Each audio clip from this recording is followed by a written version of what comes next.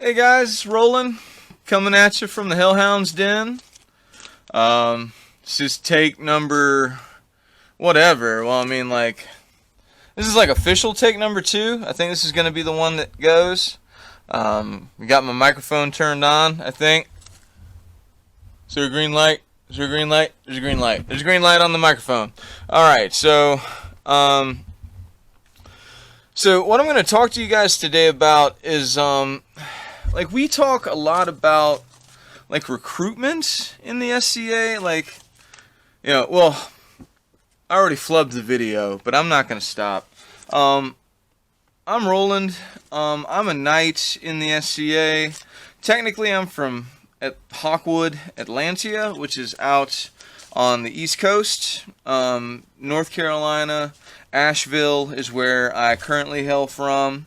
I've also been a part of Sacred Stone. Is kind of where I started in. Most of my story happens in a place called Crannog Moor, which doesn't exist anymore. It's Boone, North Carolina, is where most of the story is going to happen. But I've been in Sacred Stone, and I've also been in Ravenscove. If I make more of this, content, we'll talk more about both of those places and my experiences there and all of that. But most nights make fighting videos. I might make some videos about fighting, but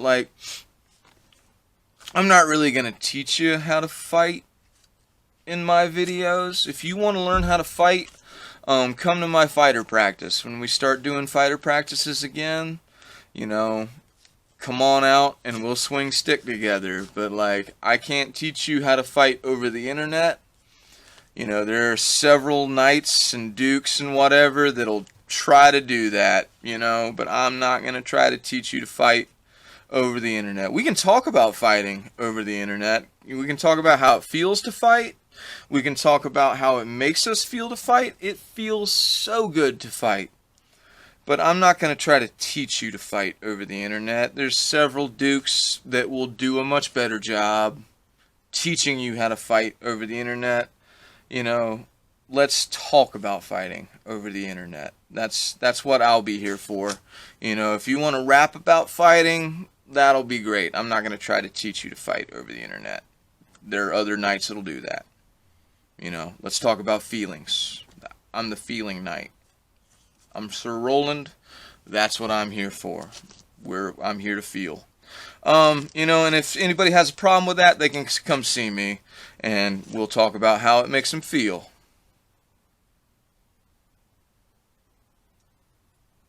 How does it make you feel? Okay.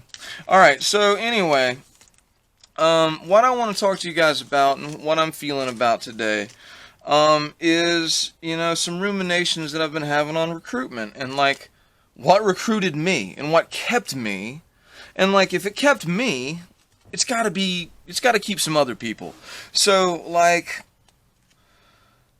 what got me into the SCA is the fact that it gave me a place to feel like I could be me, 100% me, no matter what. And I know that there are some groups of people out there that are needing a place right now. They're needing a place to be them 100%. And the SCA can be that for them 100%. And we don't have to really do that much to just be that place for them. So let's talk about what some people did for me that made the SCA that place. And it was so easy. They didn't have to go out of their way that much at all to be that place for me. So, I'm going to go way back. When I was coming up, I came up real poor. I didn't have a lot of opportunity, because my dad drank that opportunity, down to the bottom of that beer can, And, he was just doing the best he could. And I got to give grace to that, and he did honestly try to give me the best life that he could. He quit drinking when I was 11 or 12 years old. He got us into a better house. He started his own small business, and he was pretty successful. Woods Electric did pretty well. He put me in some bad situations with Woods Electric that I gotta forgive him for, but I know a lot of really cool stuff, and maybe if things go south, I could be an electrician's helper if I needed to be, so Dad did the best he could, Mom did the best she could. I had a hard time coming up. So sports got me out of the house and gave me a sense of camaraderie, and I played football,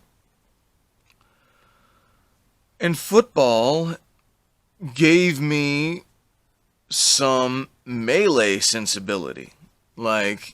Because of football, when I get into a melee scrum in SCA, I kind of know what to do a little bit. I at least know how to push people around because of my experience as a lineman. I really didn't enjoy football playing, coming up. The team that I was on, hey, we were the North Stokes Vikings, so hey, I've been a Viking from kind of the beginning. So, we've been Viking it forever.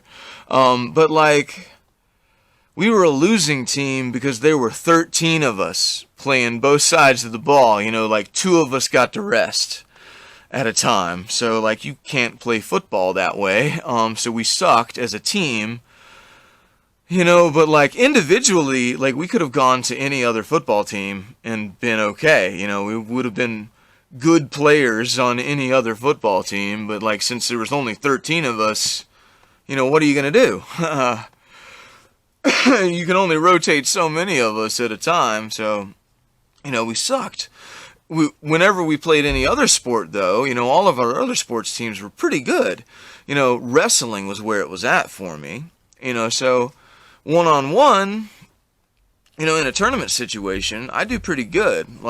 Maybe I'll make a video later on about, getting yourself into a tournament headspace. I said I wasn't going to make any fighting videos, but, I think that's a beneficial, thing to talk about, is getting yourself into a tournament headspace, and wrestling definitely benefited me there. And then I played some other miscellaneous sports. I did some clubs and all that. I really wish I'd have done more with art. I feel like that was kind of a missed opportunity. I felt like I had to make a false choice between the arts and sports.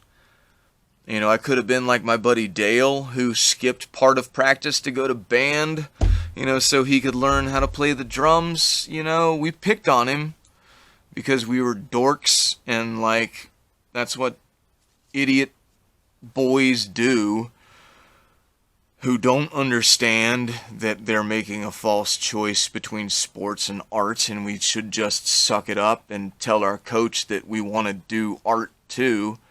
And Dale is actually the very brave one by making that choice, But I was a dumb young boy who didn't realize that Dale was the brave one. So, hey Dale, if you're watching this, or if one of my Facebook friends can share this with Dale so that he can watch this, you were the brave one by making that choice, my friend.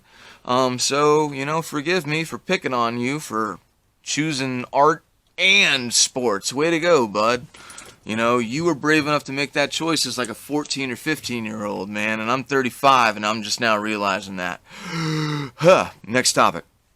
So anyway, I chose sports when I was a kid to get out of the house, to get out of that abusive situation, which led me, it got me some great opportunities because, I could put that on a resume to get into college, to get the Teaching Fellows Scholarship, that got me to Appalachian State, which led me, to some great friends, which let me open up, to finally fully blossom into kind of being the nerd that I wanted to be in high school. We played some nerd games. We tried to play D&D in middle school, but like that was when AD&D, like Advanced Dungeons and Dragons, was a thing. Rudy, what are you doing?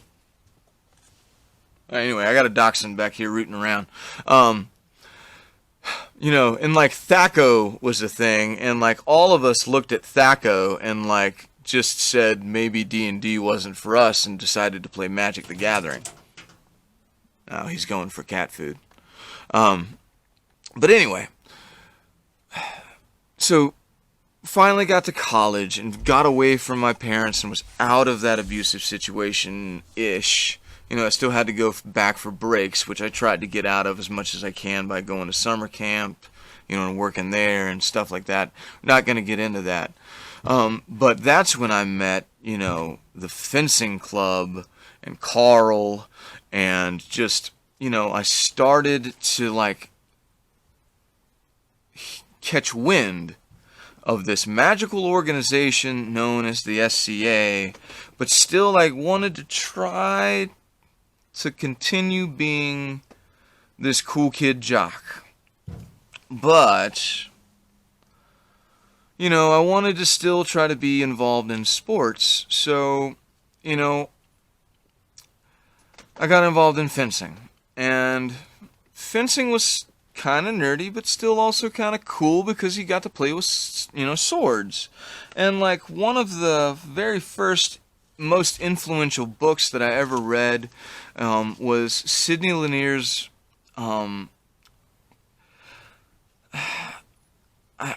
it was his version of King Arthur, and like I can't remember what the exact title was, but I remember that Sidney Lanier adapted it, and it just, the vocabulary was way over the top, and like I really couldn't read it very well because I was like 4 or 5 trying to read this book, and I was a poor kid from tobacco country that had no business trying to read this book, but that's what got me to be able to read, was I wanted to be able to read the words that matched the pictures in this book of all of these knights. And like, now I get to learn how to fight with a sword. And like, they started us out with foil, and foil was a non-starter for me. And, keep in mind, I'm an offensive lineman, and, foil just is not going to work for someone who is an offensive lineman's size. And, I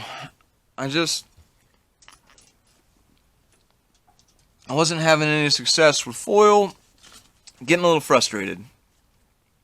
So we start doing a little épée. Épée was fun a little bit. Épée, I started having a little bit of success, but still not really. I was a big target. There were some fast people. Like, there was some talent in the App State fencing club at that time, and I'm not going to say that they were ruthless.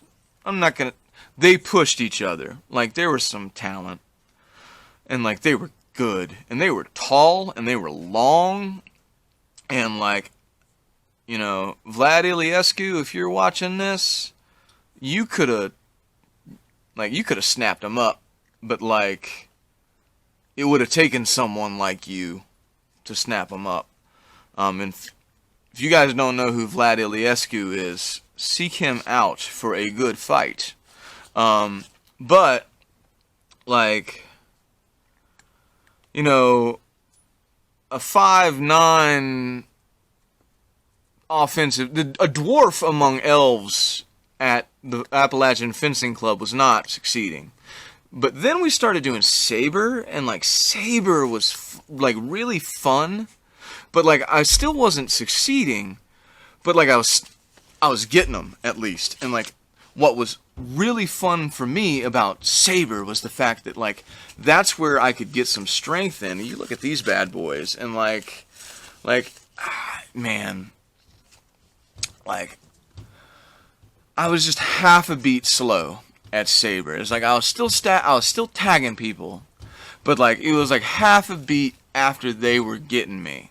Like they would get me like in the chest, but I would get them like right here in the like pocket, in the pocket of their elbow, and in the same spot every time. And if you've ever looked at the tip of a saber, it looks like a folded over, like it's just a folded over piece of metal. Like if you took a pair of pliers and folded over a wire, which is pretty much exactly what it is. So imagine getting hit with that by Popeye forearms. These guys, these guys were built for speed, and I was built for power. And I was tagging them. And there's this one match I remember where this one guy, I can't remember his name, he was really fast, and he had curly hair that I remember coming out from under his mask. And, he was getting me in the meat every time. But, like, I was getting him in that spot every time. And, like, he was getting real frustrated. And, like, it was just like his light was going off. He was winning. I'm sorry I'm half a beat slow. You're winning, man. Why are you so mad? And, like, he won the match. His light went off. I'm sorry. And, like, at the end of the match, he, like, threw his mask off. And, like, I'm sorry. And, like, he took his jacket off. And, like, sorry. And, like, when he took his glove off, like, I saw the trickle. And, like, I'd hit him so many times in the same spot. And evidently I was getting him so, like, I didn't mean to. I had same spot so hard every single time that, like, I cut him open. I'm sorry. And, like, Carl saw that. Like, I think Carl saw that. Or someone told Carl about that. Someone, like, at that point, Carl knew that my fencing days were, like, either limited or over. Like, I didn't fence in the Appalachian State Fencing Club after that. Like, I think I went to, like, 2 or 3 more after that. Like, I felt so bad after that. Like, no one told me not to go back. No one said, Rodney, don't fence with us anymore because you hurt whatever. Like, I just didn't go back. Like, maybe twice. Like, and so, like, but I did go to the Dragon's Den, which was his store, and, like, he said, he pulled me aside one day, and he said, hey, and I don't know if these were his exact words. I'm remembering this through the mists of time, this conversation. But he pulled me aside. He must have recognized something. And this is how recruitment works. This is how real recruitment works. You see something and you recognize something, and you build a relationship. He pulled me aside and he said, hey, I'm having some buddies over this weekend. Show up to my shop on Sunday at 11.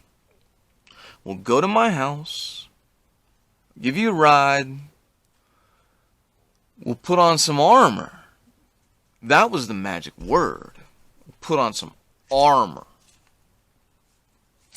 We'll do a little sword fighting. We'll have dinner. I'll bring you back. Free food was involved. That was big for a college kid. Free food was involved. And then, we'll bring you home. We'll bring you back to the dorms. And, like, boom, done. And that was the conversation, basically. So, I didn't have anything else going on a Sunday. If, church was a thing, then maybe that would have been a factor. But, like, I'm sure he would have worked around it, you know. So, I show up, 11 o'clock, he puts me in the truck. We have a great conversation on the way there. Show up at his house, he has one other dude there. And, like, it's me, this other dude. He has loaner gear there that fits me. I have choices of loaner gear and, loaner helmets that, I had 2 or 3 that I could have chosen from.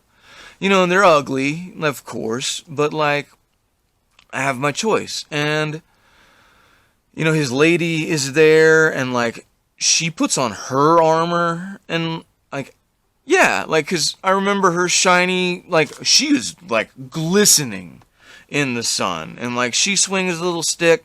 I think she shot her crossbow at us. And, like I said, this is the mists of time. And, there's at the end of everything, there's a giant pot of spaghetti. And I just remember the feeling of all this. I belong here. This is the place for me.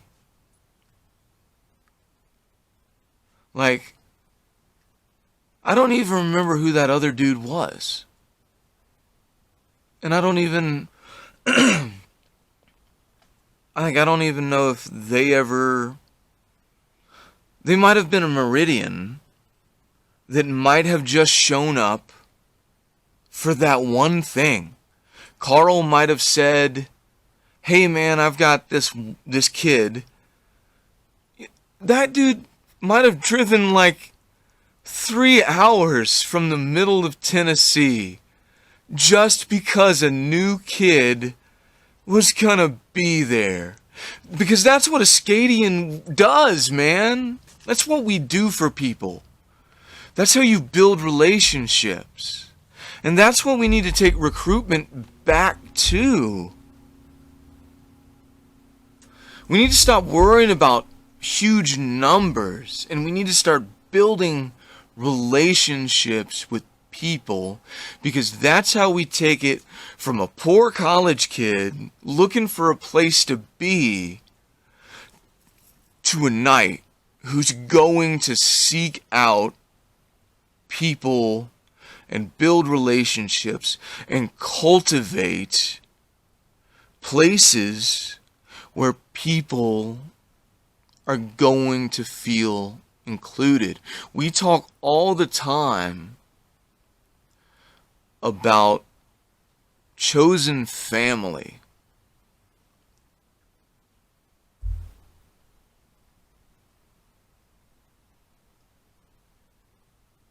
What are we doing to be the brother or the sister or the uncle or the aunt or the matriarch or the patriarch that someone is going to want to choose? Because that's what Carl did that day, and Lisa did that day. They were the people that I wanted to choose. And we can be those people. And that's how recruitment is going to work. That's how real, effective growth is going to happen, is through being those authentic people who show these new folks that, we can be that chosen family that they really are looking for. We can be that place. The SCA is what they're looking for. We can be where they can be themselves 100%, because that's what I wanted. And if you're looking for a place where you can be yourself 100%, That's what the SCA can be. Whether you want to explore art, or whether you want to learn how to fight, or whether you just want to hang out with cool people and dress funny, you know, like, you know, if you're looking for acceptance, we got it. You know, I'm Sir Roland, and I love you no matter what.